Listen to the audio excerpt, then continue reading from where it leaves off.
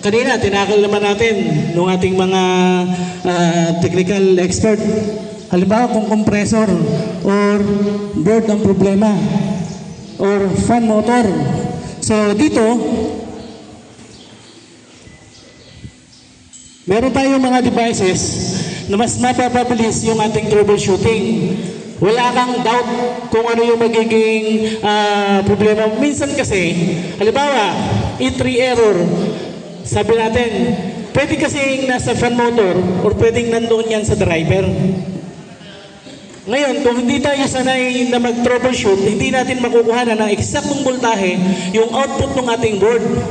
So ngayon, umorder tayo ng fan motor, pero ang problema pala ay supply. Di ba?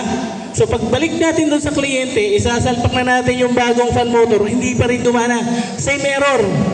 So ngayon, dito sa device na to, masusolusyonan natin yung problema na yun. Bakit? Matetesting mo kung working ang iyong fan motor. It's either na indoor, outdoor, 3 wires, 5 wires. So,